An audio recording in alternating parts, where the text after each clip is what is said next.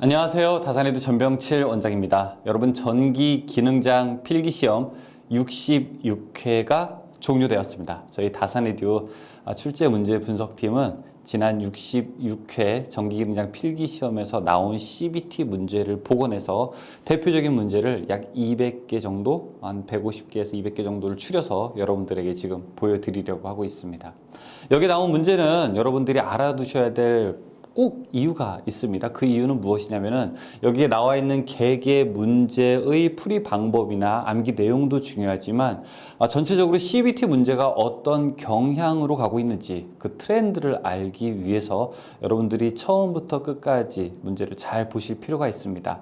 그런데 우리가 그 전에 본과에서 공부했던 것처럼 제가 여러분들에게 늘 강조하는 부분이 있죠. 자, 그것은 무엇이냐면 여러분들이 정말 풀기 어려운 문제가 있다라고 하면은 그 문제는 스킵하셔도 합격선에는 아무런 문제가 없습니다. 예를 들어 전기 이론에서 나오는 위상차를 구하는 문제라든지 혹은 저기 공업 경영에 가서 우리가 확률 분포, 포화송 분포라든지 이런 것들 를 여러분께서 수학적인 어려움이 있어서 조금 배우기 어렵다라고 하시면은 스킵하셔도 전혀 문제가 안 돼요. 아셨죠? 괜히 그 문제 하나가 매몰되고 마음에 걸려서 중학교 수학교재 꺼내고 하는 즉시 여러분 뭔가 공부에 포인트가 특히 국가기술 자격 시험을 치르는 뭔가 흐름이 잘못된 것을 나중에 깨닫게 됩니다. 저만 믿고 따라오시고 제가 지금부터 전기 이론 문제 대표적인 내용들 같이 설명드리겠습니다. 자, 1번. 자, 어떤 정연파 전압의 평균값이 220V이면 최대값은 약 몇 볼트인가 이렇게 물어보고 있습니다. 이제 평균값, 실효값, 최대값인데 여러분들이 자, 그 값의 크기를 각각 알고 있죠. 최대값이 가장 큰 거고요. 그 다음에 실효값이고 그 다음에 우리가 평균값이라고 하는 것을 알 수 있죠. 최대값을 우리가 VM, 맥시멈이라고 하게 되면 실효값이라고 하는 것은 VM에다가 얼마를 곱합니까?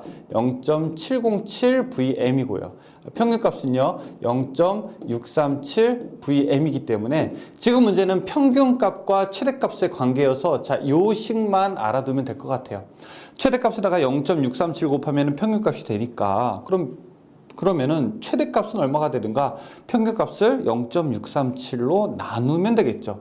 지금 평균값이 220이라고 했으니까 자, 이것을 0.637로 나누게 되면은 345, 답 3번.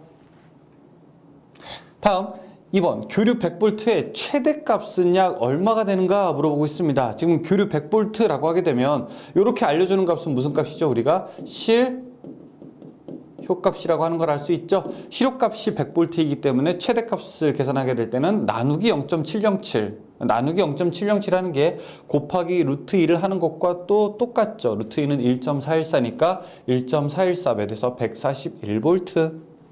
3번에 이제 라플라스 변환 문제도 나오게 됐죠. 라플라스 변환. 자, FT는 2분의 2AT 플러스 2 마이너스 AT승. 자, 이거의 라플라스 변환을 어떻게 하게 되는가. 일단 공통적으로 분모가 2가 들어가니까 자, 이 식은 전개하게 되면은 2분의 2를 앞으로 뺄 수가 있죠. 그쵸? exponential AT, 그 다음에 exponential 마이너스 AT. 자, 이런 지수함수일 때 우리가 라플라스 변환하는 것은 S, 여기가 부호가 플러스면은 마이너스 A, 여기가 마이너스면은 플러스 A 분의 1 그렇게 계산을 할 수가 있습니다. 그래서 첫 번째 이렇게 분수를 쭉 전개하게 되면 이런 모양으로 갈 수 있고요. 자, 이 두 개를 어떻게 합니까? 이제 통분하게 되죠. 자, 여기가 이제 통분하게 된 거고 그 통분한 것을 가지고 다시 정리하게 되면 이렇게 된 거니까 자, 이 식은 결국 S제곱 마이너스 A제곱분의 S로 놓을 수 있겠죠. 답은 1번에 해당될 수 있습니다. 4번 그림과 같은 회로에서 대칭 3상 전압 성간 전압이 173V를 Z는 12 플러스 J 16옴인 성형 결선 하에 인가하였다. 이 경우 선전류는 얼마인가? 자, 여기 이렇게 선전류를 물어보게 되는 겁니다. 그렇죠? 선전류는 얼마가 되는 겁니까? 이 상에 걸리는 전압 그쵸? 그 다음에 요 한 상의 임피던스를 계산하게 되는 것이죠. 자, I는 임피던스 분의 V인데 여기 임피던스는 루트 12의 제곱 플러스 16의 제곱이고요. 그쵸? 전압은 몇 볼트가 됩니까? 선간 전압이 173볼트니까 이것을 루트 3으로 나누게 되는 것이 바로 상전압이 되는 것이죠. 그래서 173을 루트 3으로 나누게 되면은 공교롭게도 약 100볼트 정도. 여기는 뭐 99.88. 근데 100으로 계산하셔도 관계가 없습니다. 그쵸? 그래서 100으로 계산하게 되면은 이가 나올 수 있습니다. 약 5A 정도 나오게 됩니다. 이 밑에 분모가 한 20 정도 되거든요. 20이기 때문에 20분의 100 해서 5A 나오게 됩니다. 5번 선간전압이 380V인 전원에 자 임피던스는 8 플러스 J6옴의 부하를 Y결선으로 접속했을 때 자 임피던스는 8 플러스 J6이라고 하는 것은 몇 옴이에요? 10옴이라고 하는 것이죠. 자 이때 선전류는 얼마큼이 되는가? 똑같아요. 이렇게 Y결선 했을 때 지금 선간전압이 380V라고 했으니까 380V. 자, 여기에 흐르는 전류 I는 임피던스분의 V, 임피던스는 10옴이고요. 자, 여기에서 걸리는 전압은 선간전압이 380이면 상전압으로 바꾸면은 380 나누기 루트 3 하면은 220이 되겠죠. 그래서 이거는 22A가 되겠네요. 6번 그림과 같은 회로에서 입력 전압 220V를 가할 때 35mm 저항이 흐르는 전류는 몇 암페어인가 이렇게 나오고 있습니다. 자, 요거는 제가 공간을 조금 더 놓고 여러분과 같이 풀어보도록 하겠습니다. 자, 일단 이 회로에서 지금 35매 흐르는 전류. 자, 요거를 알고 싶어요. 자, 제가 요거를 그냥 I2, I1, I2라고 한번 해볼게요. 편의상 I2라고 한번 해보겠습니다.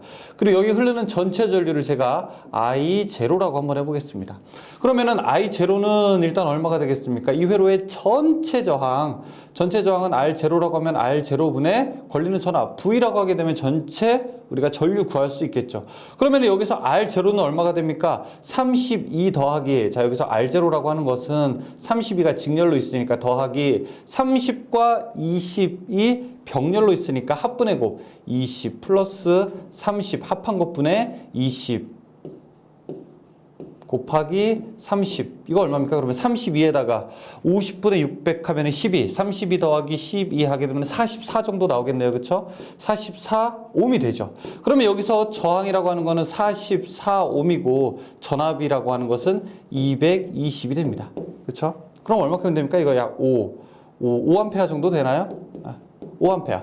그럼 여기서 I2는 어떻게 계산합니까? I2는 자 전체 전류 I0 곱하기 병렬로 돼 있으니까 분배가 되는 거죠. 두 개를 더한 것분에 여기를 들어 R1 플러스 R2분의 지금 우리가 알고 싶은 것은 30에 흐르는 거니까 반대편을 곱해줘야 돼요. 반대편이 클수록 나한테 흐르는 전류가 더 많아지게 되죠. 반대편 저항에 비례하기 때문에 R1 집어넣게 됩니다. 그러면은 흐르는 전류 5A 곱하기 두 개를 합한 것분에 얼마예요? 50분의 저기 상대방 거 20 하게 되면은 그러면은 요렇게 약분되고 그러면 10분의 2 하게 되면은 약 2A 정도 이렇게 나오게 되나요?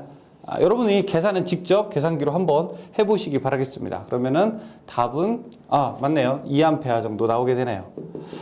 이렇게 병렬 문제를 풀 수 있습니다. 여러분 그 기능장 시험에서 여러분들이 시험지를 달라고 할 수 있어, 그 연습지를 달라고 할 수 있습니다. 그래서 꼭 감독관님 개인적으로 연습지 챙겨면 큰일 납니다. 부정행위예요. 감독관님 연습지 하나 주십시오라고 해서 연습지 받아가지고 꼭 모니터에 있을 때는 잘 안 돼요. 모니터에서는 이렇게 암산으로라든지 혹은 또 실수할 수도 있어서 잘 안 되니까 종에다가 이렇게 살살 그림을 그려가면서 여러분들이 연습해 보시기 바라겠습니다. 다음과 같은 회로에서 I1은 Im sin 오메가 t일 때 개방된 2차 단자에 나타나는 유기 기전력 E2는 얼만큼이 되는가 물어보고 있어요. 자, 여기서 그림을 잘 봐야 되는데요. 그림 보시게 되면 점이 여기는 위에 찍혀 있는데 여기는 아래 찍혀 있네요. 그쵸? 이거는 가극성입니다. 극성이 바뀌는 거예요. 따라서 여기 위에 있을 때는 부호가 그대로 가지만 여기 밑에 있게 되면 부호가 반대로 가게 됩니다. 그래서 지금 부호가 반대이고 이거를 한번 미분을 해야 되기 때문에요. 원래 M 상호 인덕턴스에다가 DT분의 DI인데 I를 가지고 IM sin 오메가 T를 미분하게 되면은 여기는 이제 부호가 반대, 우리가 감극성이어서 반대가 되면서 오메가가 앞으로 나오게 돼서 오메가 IM 사인이 미분하면 코사인이죠. 코사인 오메가 T가 되는데 이 코사인을 가지고 우리가 다시 변형해서 사인 오메가 T 마이너스 90으로 나올 수 있고요. 여기 부호가 마이너스가 앞으로 가서 없어져서 더블 오메가 M, IM, 코사인 오메가 T 마이너스 90이 됩니다. 자, 이것만 그냥 답만 한번 기억을 하죠. 우리가 답만. 그래서 원래는 부호가 반대가 돼야 되는데 결국 그 과정을 통해서 다시 원래대로 돌아왔다. 이것만 기억하시기 바라겠습니다. 0.2 마이크로페럿 콘덴서와 0.1 마이크로페럿 콘덴서를 병렬 연결하여 40V의 전압을 가할 때 0.2 마이크로페럿에 축적되는 전하가 어떻게 되는가? 콘덴서 두 개가 이렇게 병렬로 있다고 하네요. 이 병렬로 있는 콘덴서의 정전 용량이 여기는 0.2고 이쪽은 0.1이죠. 이 양쪽에 걸리는 전압이 40V가 되죠. 그러면 0.2 마이크로페럿에 축적되는 전하를 우리가 계산해야 되는데, 자, 이때 계산하는 방법은 너무 쉬워요. 왜 그러냐? 이게 병렬이기 때문에 그렇습니다. 이것은 그냥 있으나 마나, 0.1은 있으나 마나, 그냥 여러분이 자 여기 0.2짜리 하나 있다고 생각해도 됩니다. 0.2 하나 있고 양쪽에 40V 걸어줬으니까 전하 Q는 CV, 그럼 C 값이 얼마? 2, V 값이 얼마? 40 곱하게 되면은 8 계산할 수 있죠. 답은 3번으로 볼 수가 있습니다. 다음, 두 콘덴서 C1, C2가 직렬로 접속되어 있을 때의 합성 정전 용량은, 의외로 이런 문제가 좀 쉬운 문제인데도 불구하고 기능장 시험에서 또 여러 번 나오게 됩니다. 뒤에는 이제 병렬로도 나오게 되는데 정리 한번 하고 갈게요. 자, 이렇게 C1, C2가 직렬로 되어 있을 때 합성 정전 용량은 두 개를 합한 것분에 두 개를 곱한 것이 되는 것이고요. 그 다음에 병렬로 C1, C2가 있을 때는 어떻게 됩니까? 여기 C1, C2가 있을 때는 전체 정전 용량은 C1 플러스 C2가 되는 것이죠. 이 문제에서는 C1, C2가 직렬로 접속되어 있을 때를 계산하게 되니까 답은 3번으로 볼 수 있죠. 10번.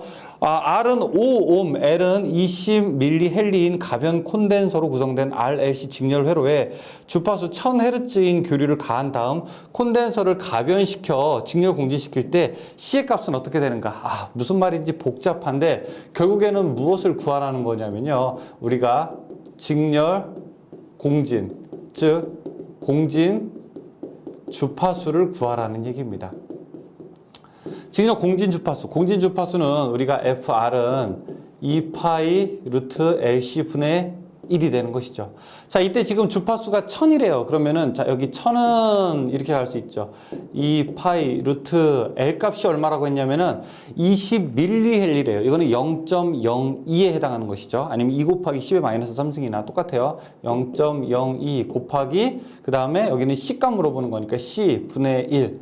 자, 여러분들이 C 값에다가 1, 2, 3, 4번을 하나씩 넣어봅니다. 그래서 딱 계산했을 때 답이 1000이 나오는 것을 찾으면 답이 되겠죠. 지금 힌트처럼 식을 역전개해도 되는데 이항시켜서 전개도 되는데, 자, 이러는 건 저는 사실 조금 제가 책에다가는 어쩔 수 없이 매뉴얼대로 썼지만 이렇게 하는 것보다는 그냥 여기에 여러분들이 하나씩 대입하게 되면은 답이 딱 나올 겁니다. 그게 아마 더 편할 수 있어요. 왜냐면은 여러분들 공학용 계산기에서는 무슨 기능이 있어요? 수정 기능이 있기 때문에 한번 쭉 쓴 다음에 C에다가 요거 넣어봤다가 안 되면 다시 위에 식으로 올라가서 다시 수정해서 넣으면은 금방입니다. 훨씬 빨라요, 이게. 자, 11번.